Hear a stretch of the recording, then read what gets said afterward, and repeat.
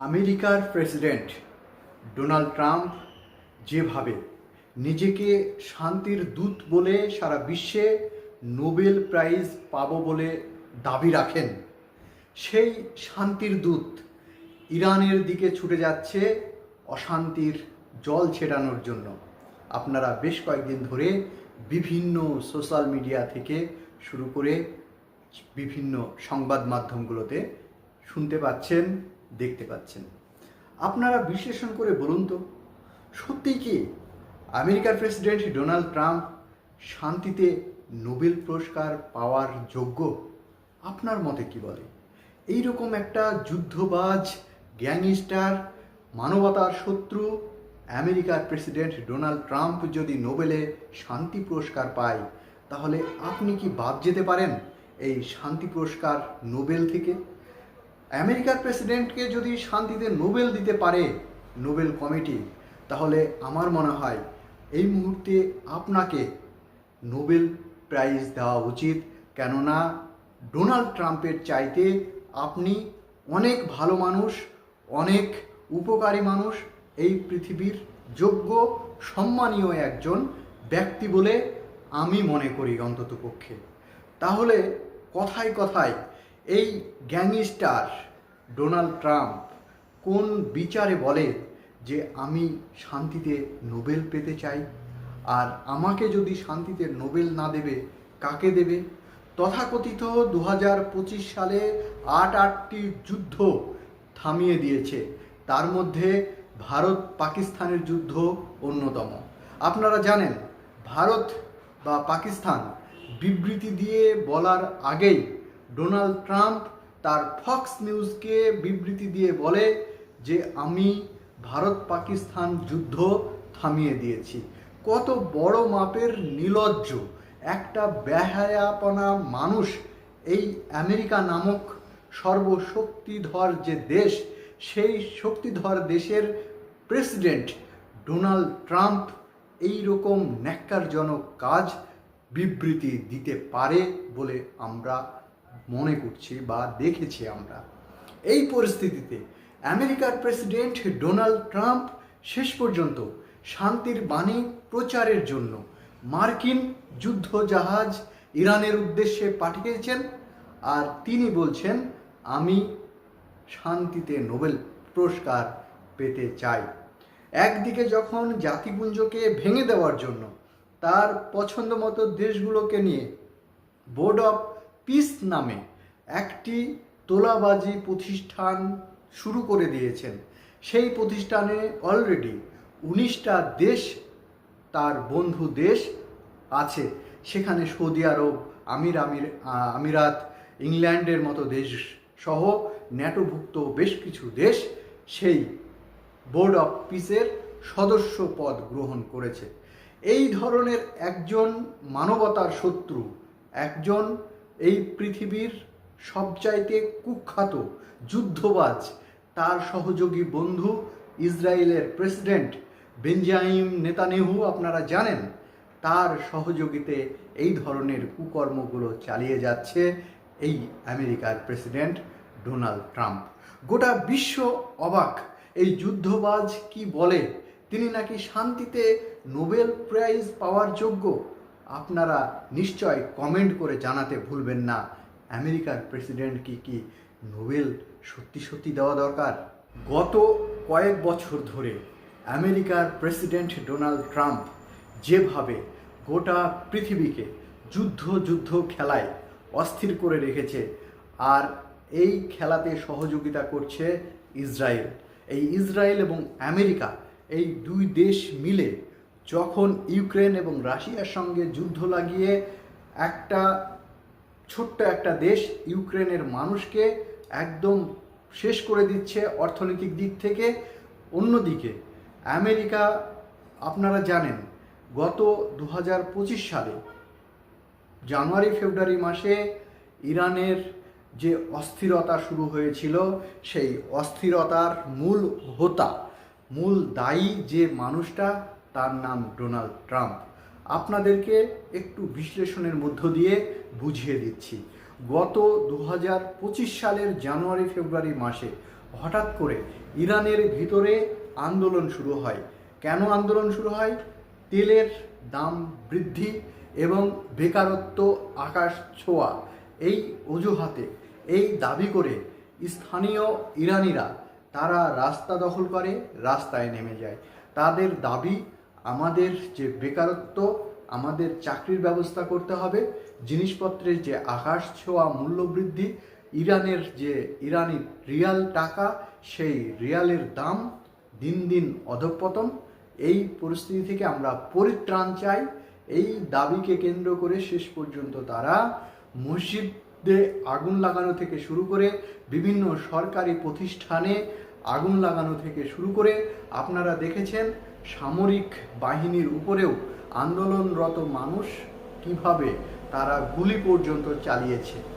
এই কথা যখন আমেরিকার বিভিন্ন গণমাধ্যমগুলোতে প্রচার করে, আমেরিকা প্রচার করে এটাই যে ইরানের সর্বোচ্চ নেতা আয়াতুল্লাহ আলী খামেনি আন্দোলনরত সাধারণ মানুষের উপরে নির্বিচারে গুলি চালাচ্ছে, যার ফলে এখানে জাতিপুঞ্জের বিষয়টা দেখা দরকার। কেননা মানুষ এই পৃথিবীতে বেঁচে থাকার জন্য অধিকার রাখে, তাই আমরা জানি আমাদের এই জাতিপুঞ্জ ইউনাইটেড নেশন আছে, সেখানে দাবি করে আমেরিকা, পক্ষান্তরে ইরান দাবি করে এখানে যারা শান্তিপূর্ণ আন্দোলনে গুলি চালিয়েছে সাধারণ মানুষের মধ্য থেকে গুলি চালিয়েছে, কোনো সামরিক বাহিনী গুলি চালায়নি।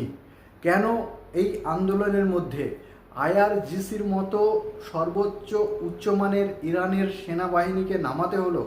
আন্দোলন এতটাই বেগতিক হয়ে যায় যার ফলে এই ধরনের সেনাবাহিনী নামাতে বাধ্য হয় আয়াতুল্লাহ আলী খামেনি। পরবর্তীতে আমেরিকা হঠাৎ করে, আপনারা জানেন, দাবি করে ইরানে একটি পারমাণবিক কারখানা তৈরি করছে ইরান সরকার।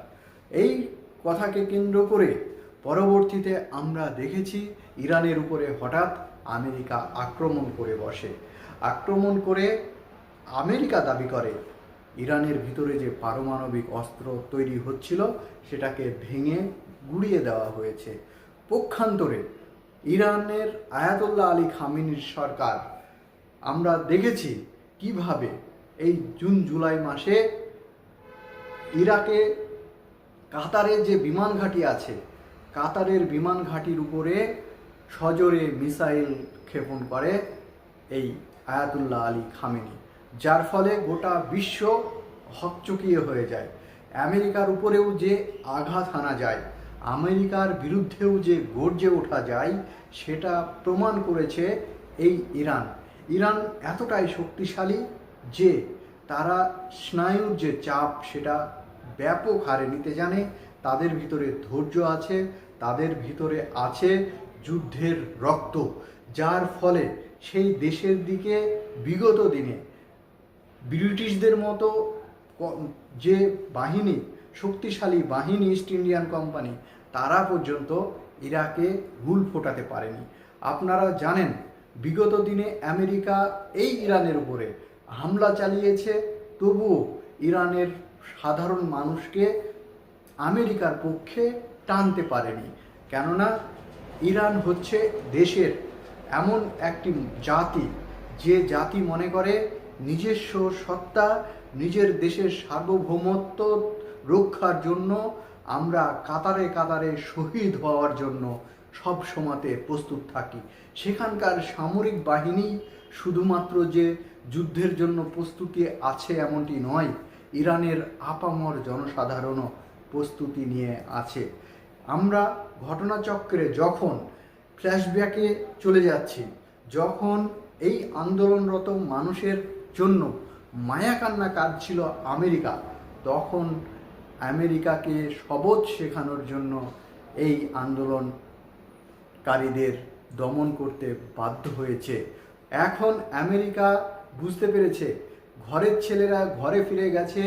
আমাদের যে হামলা, আমরা যে ইরানের সঙ্গে লাগতে গিয়েছিলাম, এটা আমাদের সবচাইতে বড় ভুল ছিল। এই ভুল থেকে এখন আমেরিকা জাহাজ যেহেতু পারস্য উপসাগরের উদ্দেশ্যে ভাসিয়ে দিয়েছে, না পারছে সেই সাগরের ভাসমান আব্রাহাম লিঙ্কনকে ব্যাক করে ফিরিয়ে নিয়ে আসতে। যদি ফিরিয়ে নিয়ে আসে তাতেও গোটা পৃথিবীর কাছে আমেরিকার মাথা নত হয়ে যাবে, আমেরিকা হেরে যাবে যুদ্ধ না করেই। আবার যদি এই অবস্থায় রেখে দেয় তাতেও একটা কি হয় সারা বিশ্ব একটা অস্থিরতার মধ্যে নিমজ্জিত থাকবে। তবে এখানে বলা বাহুল্য, রাশিয়া এবং চীনের মতো শক্তিশালী বন্ধু যখন ইরানের পাশে আছে, যদিও তারা সরাসরি বলেনি, পক্ষান্তরে তারা বুঝিয়ে দিয়েছে আমরা যে কোনো পরিস্থিতির জন্য চীন এবং রাশিয়া সবসময়কার জন্য ইরানের পাশে আছে, ইরানের পাশে থাকবে। এই দিক থেকে যেমন প্রতিশ্রুতি তেমনই কাজ। আপনারা জানেন চীনে যে পরিমাণে তেল সরবরাহ করছে এই হরমুজ প্রণালীর মধ্য দিয়ে, তাতে চীন সরাসরি ডলার না ব্যবহার করে চীনের মুদ্রা, স্থানীয় মুদ্রা বা আমেরিকার এই ডলারকে সম্পূর্ণভাবে নিষিদ্ধ করে ইরানের রিয়ালের মধ্য দিয়ে চীনের যে টাকা সেই টাকার মধ্যে ব্যবসা করছে। পক্ষান্তরে ভারতের সঙ্গে ব্যবসা করার জন্য বা ভারত থেকে এই মুদ্রা লেনদেন করার জন্য তারাও স্থানীয় মুদ্রায় ব্যবহার করছে, যার ফলে ভারতের তেলের দাম এখনো পর্যন্ত স্থিতিশীল অবস্থায় আছে। গোটা পৃথিবীটা হাতের মুঠোর থেকে যখন বেরিয়ে যাচ্ছে, আমেরিকা তখন দিশাহারা হয়ে যে কোনো মুহূর্তে যে কোনো দেশের উপরে ট্যারিফ অথবা সরাসরি যুদ্ধ লাগিয়ে দিয়ে নিজেকে বাহবা দেওয়ানোর চেষ্টা করছে, নিজেকে ধন্যবাদ দিচ্ছে। আমেরিকা নিজেকেই পিঠে চাপড় দিয়ে বলছে সাব্বাস বেটা। এই মানে পৃথিবীর অনেক দেশ তারা সরাসরি নিজস্ব কারেন্সিতে ব্যবসা করছে। আগামী দিনে এই ব্যবসা আরও বেশি হবে। রাশিয়ার মতো বন্ধু, যে বন্ধু দেশ সরাসরি ইউনাইটেড নেশনে গিয়ে এই ইরানের হয়ে লড়াই করছে, ইরানের জন্য বলছে যে ইরানের অভ্যন্তরীণ বিষয়ে আমেরিকা এইভাবে নাক গলাতে পারে না। ইরানকে যদি অন্য কোনো দেশ যদি অ্যাটাক করত, তখন বহির্দেশের কথা বলার একটি জায়গা থাকতো। যেহেতু এই মুহূর্তে ইরানের অভ্যন্তরীণ বিষয়, তাহলে জাতিপুঞ্জের দৃষ্টি আকর্ষণ করছি ইমিডিয়েটলি আমেরিকার যে আব্রাহাম লিঙ্কন পারস্য উপসাগরের দিকে যাচ্ছে সেটা ফিরিয়ে এনে আসা হোক এবং ইরানকে অব্যাহতি দেওয়া হোক। এই কথাও বলেছে চীন এবং রাশিয়া, দুই শক্তিধর দেশ।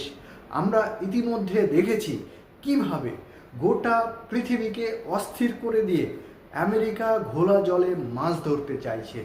তারা যেভাবে যে কায়দায় মাদুরোকে অর্থাৎ ভেনেজুয়েলার প্রেসিডেন্টকে তুলে নিয়ে এসেছে, তাতে অনেক বিশেষজ্ঞ মহল মনে করছে ইরানের প্রেসিডেন্ট বা ইরানের যে কোনো একজন সাধারণ নাগরিককেও আমেরিকার তুলে নিয়ে আসার মতো ক্ষমতা নেই। কেন ক্ষমতা নেই? কেননা ভৌগোলিক যে অবস্থান, ভৌগোলিক দিক থেকে ইরানের এমন একটি অবস্থান, সেখানে আমেরিকা যদি ভুলবশত এই হরমুজ প্রণালী দিয়ে ঢুকে যায় বা আকাশ সীমা দিয়ে ঢোকার চেষ্টা করে, শক্তিশালী মিসাইল বা ড্রোনের বা স্যাটেলাইটের মধ্যে দিয়ে ইরান এমনভাবে ঘিরে ধরে রেখেছে, নিজের দেশকে সুরক্ষিত করে রেখেছে, যেখানে কোনোভাবেই আমেরিকা ঢুকতে পারছে না। তবে কি এই যুদ্ধ খেলা আগামী দিন যত যাবে তত কি প্রকট হবে? সাধারণ মানুষের দুর্ভোগ, সাধারণ আম জনতার এই বাণিজ্য যুদ্ধ গ্রাস করে দিন যাপনের যে রাস্তা, সেটা আরও পিচ্ছিল হতে চলেছে। নিশ্চয় আপনারা বুঝতে পারছেন এই যুদ্ধ কার স্বার্থে কারা করে। এই যুদ্ধবাজ গ্যাংস্টার আমেরিকার প্রেসিডেন্ট ডোনাল্ড ট্রাম্প গোটা বিশ্বটাকে যখন ফুটবলের মতো লাথাতে একটা প্রান্ত থেকে আর একটা প্রান্তে ছুটিয়ে নিয়ে বেড়াচ্ছে, তখন গোটা পৃথিবীর মানুষ আজকে অস্থির। যুদ্ধ খেলায় মেতেছে ইসরায়েল আমেরিকা, আর ফুটবল বানিয়েছে কখনো ইরানকে, কখনো আপনারা দেখেছেন ভেনিজুয়েলাকে, কখনো গাজাকে, কখনো বা আপনারা দেখেছেন রাশিয়াকে যুদ্ধের ফুটবল বানিয়ে যুদ্ধ খেলা করতে। আর এই খেলা দেখতে ব্যস্ত আমেরিকা তথা আমেরিকার বন্ধু দেশগুলো। যদিও গোটা বিশ্ব আজকে আমেরিকার এই পরিস্থিতিতে, আমেরিকার এই খেলাতে অতিষ্ঠ। তারা আমেরিকার কাছ থেকে মুক্তি পেতে চাইছে। গোটা বিশ্ব আমেরিকার কাছ থেকে আজ মুক্ত আকাশটাকে দেখতে চাইছে, আর বদ্ধ ঘরে থাকতে চাইছে না। আমরা একই কথা বলছি, আমরাও বলছি আমেরিকা যত দ্রুত এই পৃথিবী থেকে বিতাড়িত হবে। আপনারা জানেন কোনো কিছুই এই পৃথিবীতে স্থায়ী নয়। ব্রিটিশরা দীর্ঘদিন গোটা পৃথিবীকে যে কায়দায় শাসন কার্য চালিয়েছে, আমেরিকা একই কার্য চালাচ্ছে। হিটলারও সেই একই কার্য চালিয়েছে। তাহলে হিটলারের যদি পতন হয়, ব্রিটিশের যদি পতন হয়, আমেরিকার কেন পতন হবে না? অনেক বিশেষজ্ঞ মহল মনে করছে আমেরিকার পতন হবে ইরানের হাতেই। মধ্যপ্রাচ্যে যে বিপুল পরিমাণের সম্পদ, তেল ভাণ্ডার থেকে স্বর্ণ ভাণ্ডার আছে, সেগুলো যদি মুখ ফুরিয়ে নেয় আমেরিকার কাছ থেকে, আমেরিকার সাম্রাজ্য অটোমেটিক্যালি ভেঙে পড়বে। মধ্যপ্রাচ্যের মানুষ, মধ্যপ্রাচ্যের দেশগুলি এখন বুঝতে পারছে আমেরিকা এতদিন পর্যন্ত আমাদেরকে শুধু ব্যবহার করেছে, আমাদেরকে পরিবর্তে কিছু দেয়নি। পরিবর্তে কাগজের ডলার দিয়েছে, যে ডলারে এখন ঘুণ ধরে গেছে, যে ডলারে উই পোকায় খেয়ে নিচ্ছে, এই ডলারের আর কাজ নেই। আসল ডলার হচ্ছে স্বর্ণ। সেই স্বর্ণের পিছনেই গোটা পৃথিবী এখন ছুটছে, আর আমেরিকা লাগাম টেনে ধরে রাখার চেষ্টা করছে। তোমরা স্বর্ণের পিছনে ছুটো না, স্বর্ণের পিছনে যত ছুটবে আমি স্বর্ণের দাম আরও বাড়িয়ে দেব, আরও বাড়িয়ে দেব, আরও বাড়িয়ে দেব। তবে স্বর্ণই আগামী দিনের সেফ জোন। এটা শুধু মধ্যপ্রাচ্য নয়, গোটা পৃথিবীর ইউরোপের দেশগুলো মনে করছে। তাই অতি দ্রুত আমেরিকার এই কুখ্যাত, আমেরিকার এই সবচাইতে খেলোয়াড় ডোনাল্ড ট্রাম্প অতি শীঘ্রই এই পৃথিবীর যুদ্ধ খেলা বন্ধ করতে বাধ্য হবে। এর পতন নিশ্চিত, কেউ ঠেকাতে পারবে না। তাহলে একটা কথা আপনাদের বলে রাখা ভালো, যদি ডলার ভেঙে পড়ে তাহলে আমেরিকার দাদাগিরির যে মসনদ সেটাও ভেঙে পড়বে। এটা শুধু সময়ের অপেক্ষা। আমেরিকা হয়তোবা এই ইরানের সঙ্গে যুদ্ধ শুরু করে সবচাইতে বড় ভুল করবে, আর এই ভুলের শিকার হবে আমেরিকার ন্যাটোভুক্ত সারা দেশগুলো। যুদ্ধ হয়তোবা লেগেও যেতে পারে। ভালো থাকবেন, সুস্থ থাকবেন। আপনারা এতক্ষণ পর্যন্ত যেহেতু ভিডিওটা শেষ পর্যন্ত দেখেছেন, আমার আলোচনা যদি ভালো লাগে একটি সাবস্ক্রাইব করে পাশে থাকবেন।